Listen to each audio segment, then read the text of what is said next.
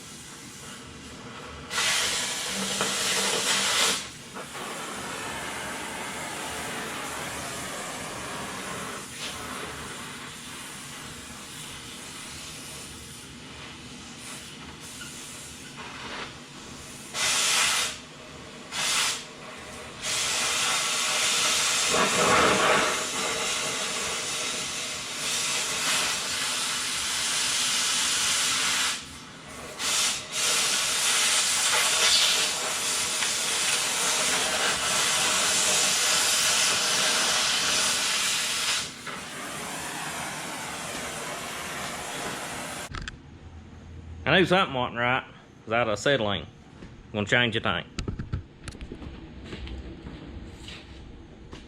Alright, let's try it again. Got the tank changed out now.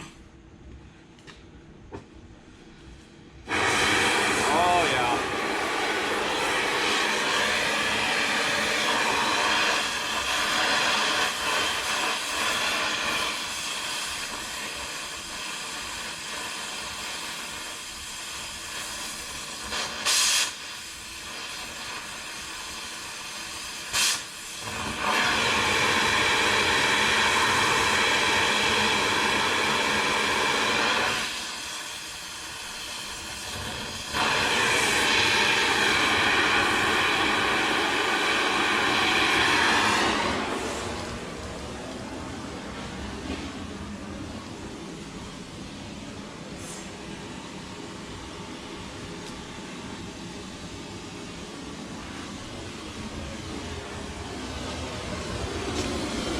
First day on the job.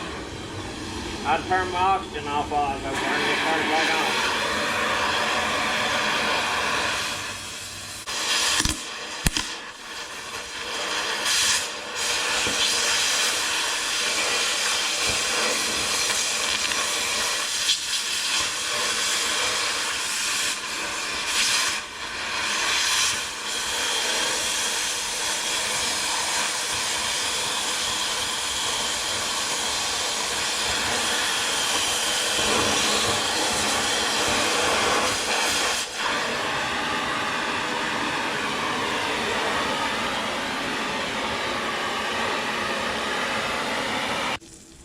Oh yeah, it's loose.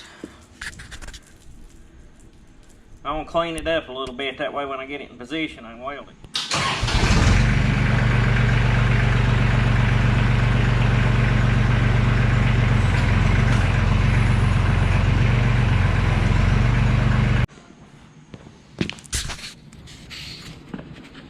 Now that should work. That should work.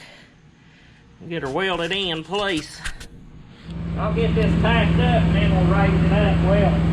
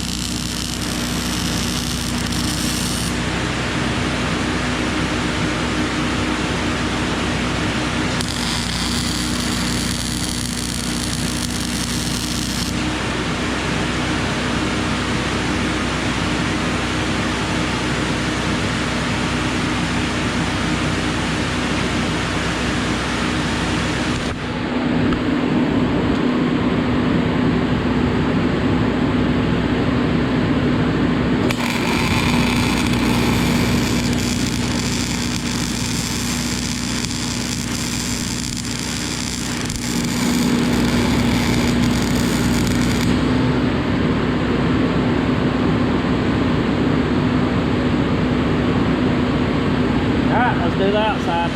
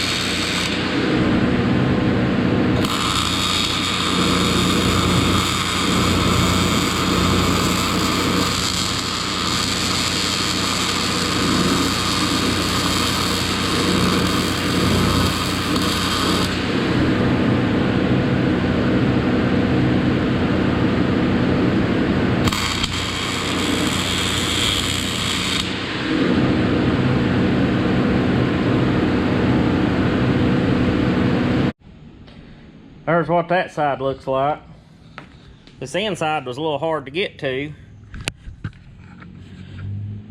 but got it pretty good too. Now we'll set you back over here and let it down and hope for the best.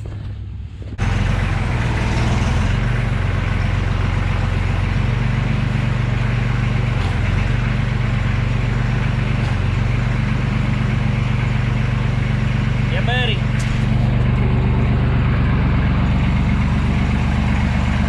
Believe it'll work.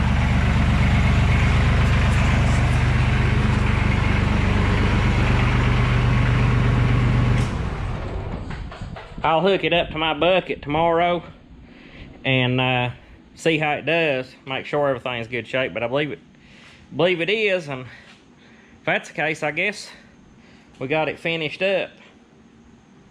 I'll take y'all with me when I haul it back home. Okay, we're back on the Kubota L39. When I drained the oil out of this thing, this was caked in just wet dust and mud and stuff where it had been soaked in oil. So I assumed it was leaking right here around this seal, which, you know, is the only sealing surface up here high. And so after I filled it back up and stuff last night, I let it set all night long and come down here and checked it after church. And noticed it was leaking out right here. It wasn't coming from over in here. And that thing has been hit by something, a rock, or I don't know what that could have been, has got in there. And when that thing is turned, at some point got pinched and cracked that case. And that's where the oil's leaking from.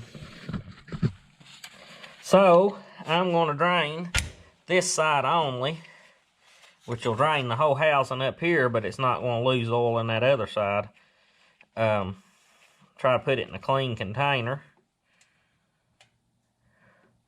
Oh, thick gear oil, it'll take the rest of the day for it to drain out. But I want a drainer and attempt a repair, but I don't know that I'll have any luck on that. We'll let it drain and check back with you later. When you're welding this cast, there's a few different ways you can do it. Where I'm welding short beads and it's not very thick metal, I'm doing what they call welding it cold. I didn't preheat it. I just welded a few passes.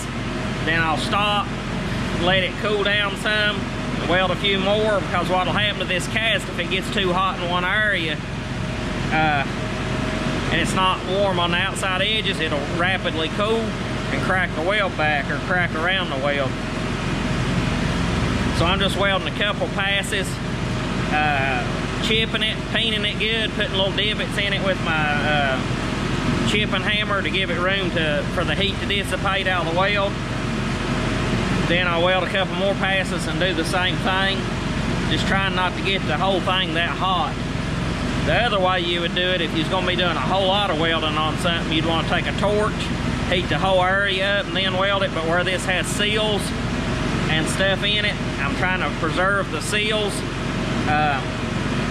so that's not the method I'm taking. I'm trying to do the cold method, and we'll see what happens. It may not seal the leak off, but I feel like it will. And use a nickel electrode on a stick welder is what I'm doing. What I did first, I welded beads this direction. Now I'm coming back across diagonally. Try to help tie it all together and stop any sign of a leak. One more thing, when you're welding on gearboxes, gear housings and stuff, if you don't strip them down, especially like this, watch where you put your ground. I've got it hooked to this bolt head that it goes directly into this piece I'm welded on. You wouldn't want to hook your ground over in this section, because there's a bearing in here that arc would have to make up through, and you would have cause bearing failure. So I always hook directly to the piece you're welding on anytime you're welding on machinery. And take the fill cap off just in case the vent on the gearbox or whatever's messed up. That way it don't build up pressure on you. It'll give it a place to vent. Okay. I have no idea how I'm gonna put this video together or what it's gonna be like or nothing at this point, but this is the day after we repaired the hub, or the knuckle on this Kubota L39. Right here, I'll show you. I took some nickel welding rods and welded it up good, and then I took this JB Weld, mixed it up and painted it on there with a paintbrush. And just to kind of hopefully seal up any pinholes or possibility, you know, how the cast will get hairline cracks in it as it cools. Just hopefully to prevent seepage of oil of any type, because that hub, that casting right there is, I looked it up, between $300 and $400. Plus you'd probably have, you know, you'd have to get a seal, maybe a couple seals. I'd probably replace what bearings is in there while I had it apart if it was me. So be looking at a pretty expensive fix if you had to buy those parts. So we're gonna try it and see what happens. I'm gonna fill it up. I was just curious if any of you all have got a survey from Kubota at any point. I got an email from the Kubota Corporation wanting input on future tractors. I'm standing over here next to the heater. Future tractors and things. I was kind of excited about it till I started doing the survey. I ended up quitting during the survey because I got depressed. Started talking about alternative fuels, what would be your choices, like hydrogen and what was it, propane, gasoline, natural gas, something else. Can't remember what the other one was. Electric. Yeah, electric, of course. Then it was asking about, of course, for cab tractors, keyless entry. It may even been like, you know, open station tractors, like a keypad and stuff to enter a code in to crank them. I don't know what all they's talking about. Bluetooth. Connections to unlock your doors, start your tractor, do it remotely, remote start, kind of like your vehicles are. One of them was a tip alarm. Seems like collision warning and stuff. And I was just like, you know, I ain't doing this. If I had a tip alarm, that thing would be going off all the time with me. I don't know what it'd be set at, but I know it'd be going off. Collision protection. I run into stuff with my tractor all the time on purpose. It's what they're made for, push on stuff. I don't know. I don't know what this world's gonna come to one of these days.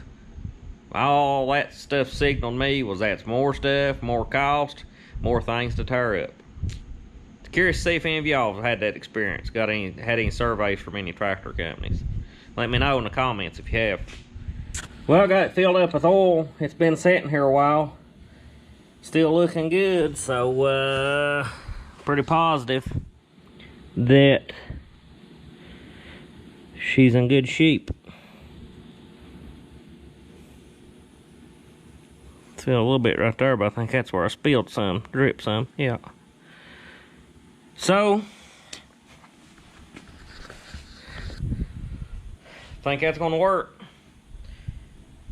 I'll get the wheel back on it. I'll let it sit here tonight, all night, check it tomorrow, make sure, but if everything's good, I'll put the wheel back on it and get it delivered back to them, maybe Wednesday. But if y'all will, please like and subscribe, comment, and we'll catch you on the next one.